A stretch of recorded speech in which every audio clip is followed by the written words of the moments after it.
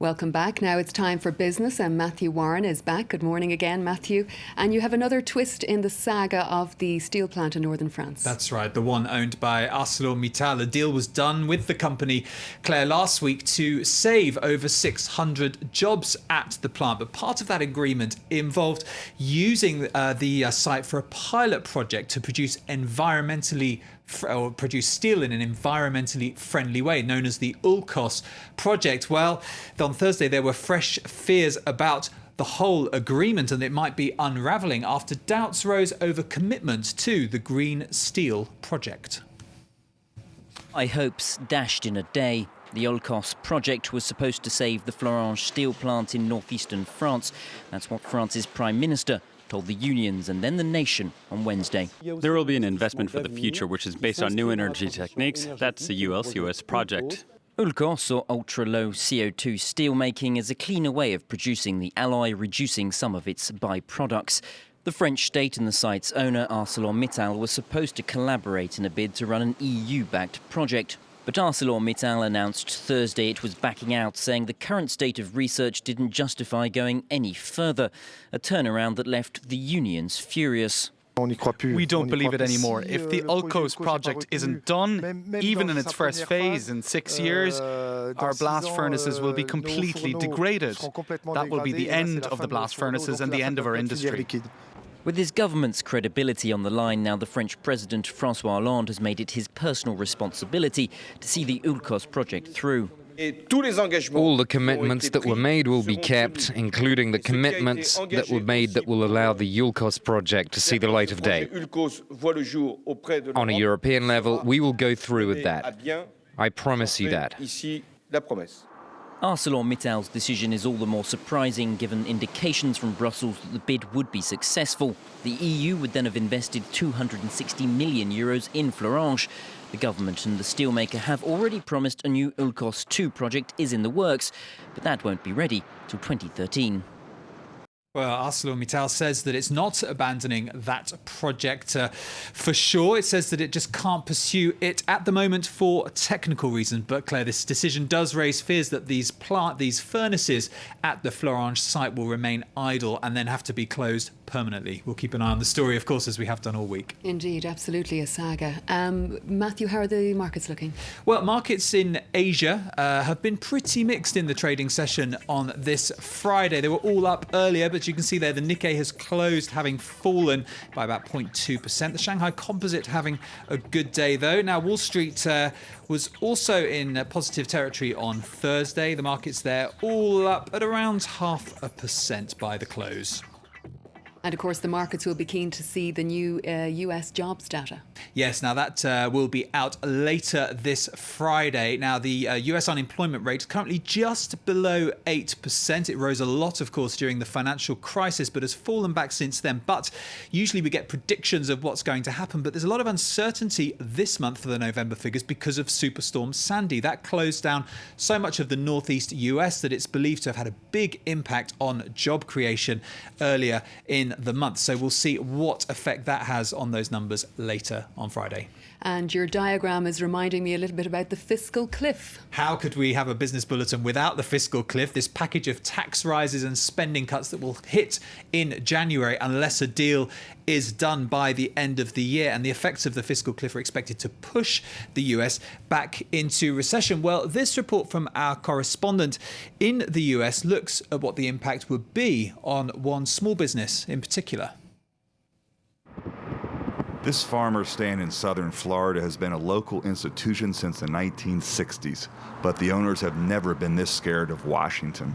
Their fear, the fiscal cliff, a combination of spending cuts and tax hikes that take effect January 1st without a deal on deficit reduction. It's too scary to be a reality. It seems to make no sense at all why you would cripple small business. Brandon Moling has done the math. His income taxes would go up $2,000 if the United States goes over the fiscal cliff. He'll lose more once his customers and brokers feel the pinch.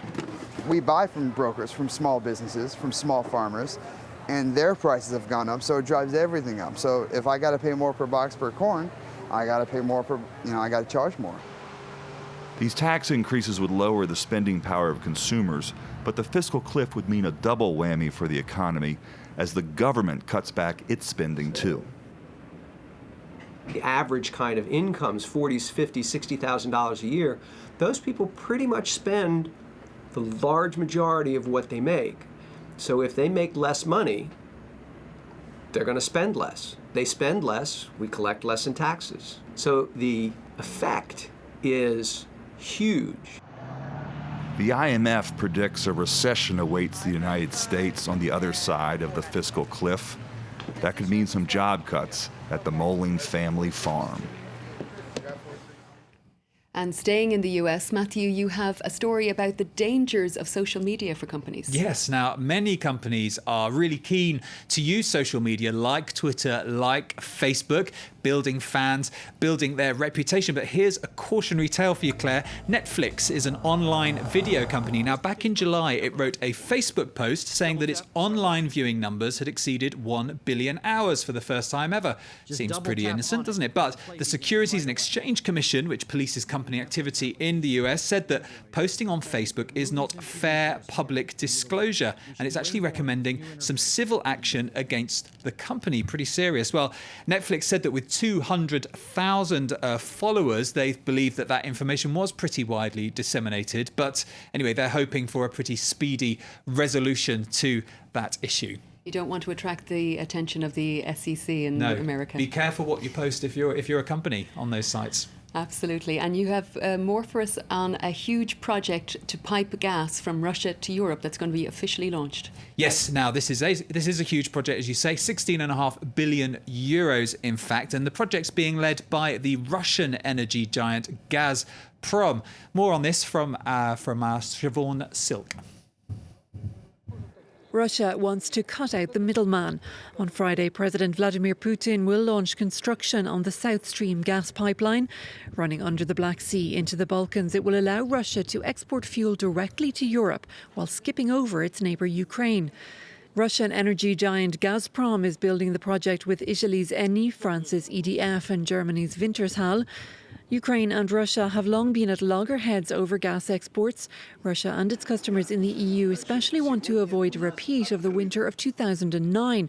Western Europe was cut off from Russian gas for 2 weeks during a row between Kiev and Moscow over gas prices. Russia currently provides a quarter of the EU's gas needs. Meanwhile, Ukraine has been attempting to lessen its reliance on Russian gas, but this week the government was embarrassed when a supposed billion-dollar deal with a Spanish energy company to build a gas terminal on the Black Sea proved to be non-existent. The man claiming to represent the company was an imposter. And some sad news, Matthew, for fans of the Eurovision. Yes, and for you're Irish people are hugely successful Nostalgic. in Eurovision as well. Indeed. Well, economic problems are taking their toll on the cheesy pop fest, if you don't mind me saying so.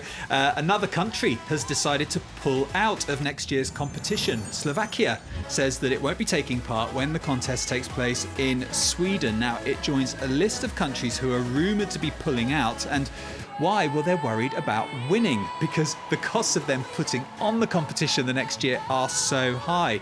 Countries who are rumoured to be pulling out: Greece, Portugal, Poland, Cyprus, not confirmed yet, but on Christmas Day, the organisers say that they are going to confirm which countries will be taking part and which won't be there. Let's hope Ireland's there. They always put in a good performance. I don't think we can afford it either. And very quickly, the tills on the Champs-Élysées can ring late. This is a very quick one. Yes, they'll be ringing late because Sephora, the big cosmetics chain, they have been allowed to stay open until midnight, which they've been doing in this run-up to Christmas. They have been challenged by unions, but they're now been given the go-ahead to continue with that. So you can do your shopping late. More opportunities to spend that money.